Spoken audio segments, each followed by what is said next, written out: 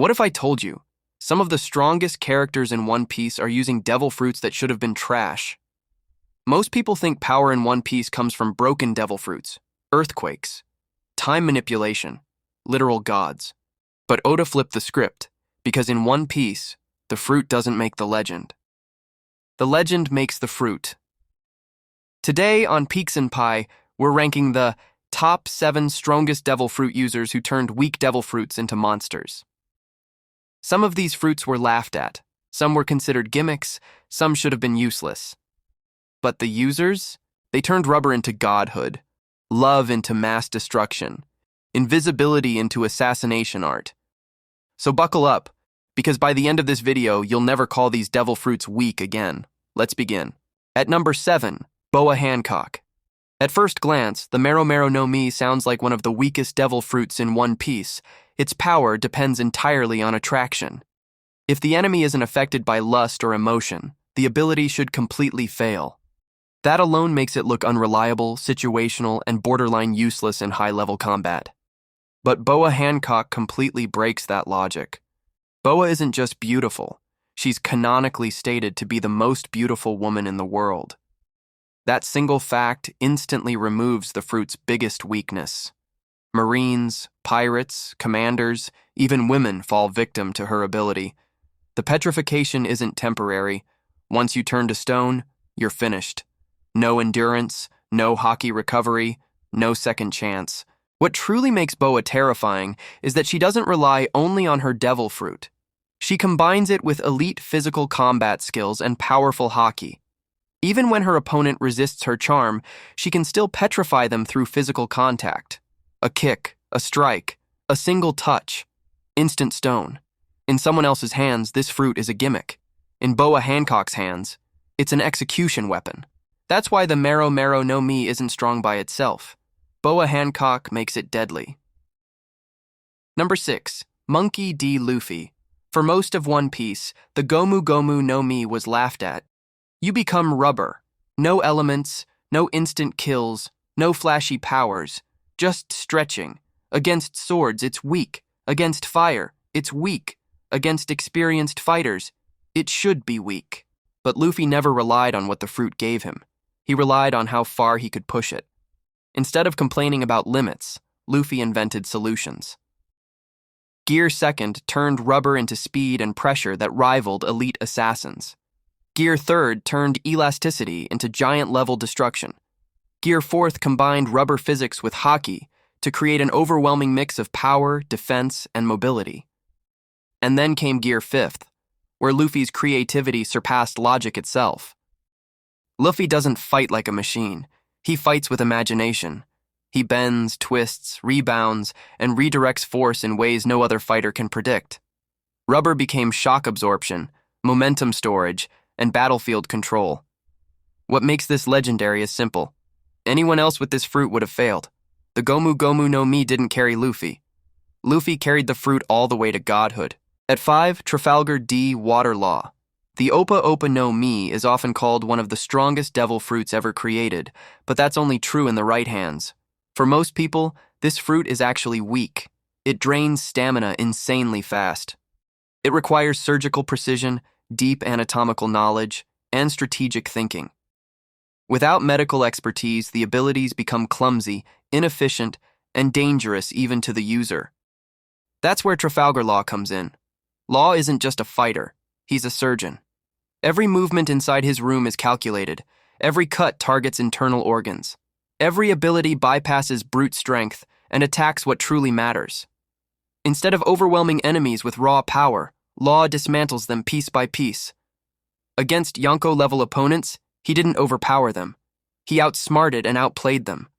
Law's awakening took it even further, allowing him to apply surgical effects directly to enemies without expanding room.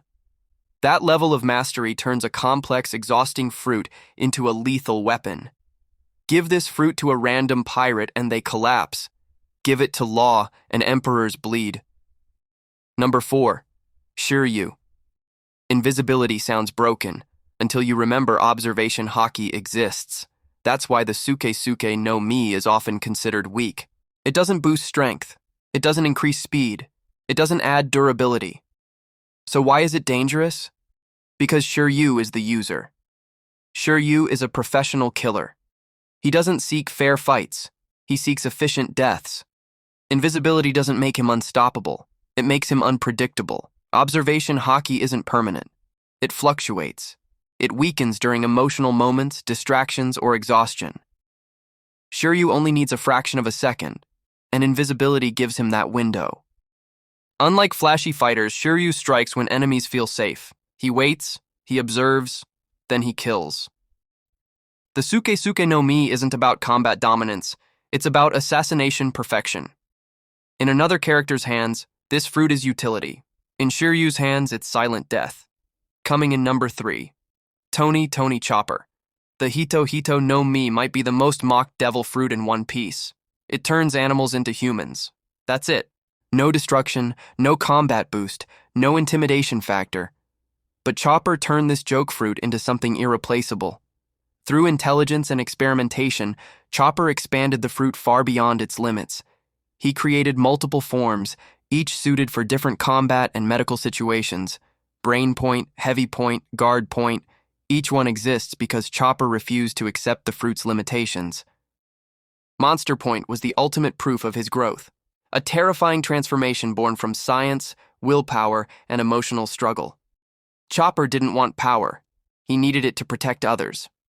Beyond combat, Chopper's true strength lies in impact. He saves lives. He keeps the crew alive. He heals wounds no one else can. This fruit isn't strong, but Chopper made it meaningful. At number 2, Eustass Kid. The Jiki no Mi gives control over magnetism, but only if metal is present. That limitation alone makes it unreliable. It's heavy, it drains stamina, it lacks precision, but Eustass Kid doesn't care about efficiency. Kid fights with raw willpower. He doesn't aim to outsmart, he aims to overpower. Instead of precise control, he uses overwhelming force. Entire battlefields become weapons. Scrap turns into giants. Pressure becomes destruction. Kid's magnetism isn't elegant, it's brutal. And that brutality allowed him to fight emperors head-on. What makes this impressive is that Kid doesn't have broken Haki mastery or god-tier speed. He survives through endurance, rage, and refusal to fall. The fruit didn't make Kid strong. Kid forced the fruit to keep up with him. And finally, the number 1 is Charlotte Katakuri. Mochi no Mi. At first glance, the Mochi no Mi doesn't sound impressive at all. Mochi is soft, sticky, and something most people associate with food, not combat. In the hands of an average fighter, this devil fruit would be awkward, slow, and easily countered. But Charlotte Katakuri turned one of the most unassuming abilities in One Piece into an absolute nightmare. What makes Katakuri special is not the fruit. It's his total mastery over it.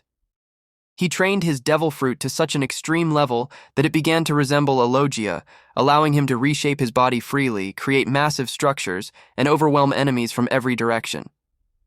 His mochi wasn't just sticky, it was dense, flexible, and powerful enough to clash evenly with Gear 4th Luffy. But the true reason Katakuri became unstoppable was his advanced observation haki. With future sight, Katakuri could see attacks before they happened and adjust his body instantly. Blades, punches, bullets, they all passed through him as if he were untouchable. This turned a normally defensive fruit into a perfect offensive and evasive weapon. Katakuri also used mochi creatively, binding enemies, creating weapons, forming traps, and controlling the battlefield itself. Every move was precise, calculated, and efficient. There was no wasted motion, only control. More importantly, Katakuri's strength came from his mindset. He was disciplined, calm under pressure, and relentlessly trained. He didn't rely on flashy power. He perfected what he had. Without Katakuri, the Mochi no Mi would be forgettable. With him, it became one of the most respected devil fruits in the series. Katakuri proves that in One Piece, mastery beats raw power every time. One Piece has never been about power systems. It's about who you are. A weak devil fruit in the hands of a monster is stronger than any god-tier ability in the hands of a fool. This list surprised you. That's the magic of One Piece. And if you love deep anime breakdowns like this, you're already part of the Peaks and Pie crew. Smash that like button. Comment which devil fruit you think is overrated. Subscribe for more anime power breakdowns, because here at Peaks and Pie, we don't just watch anime, we understand it. See you in the next one.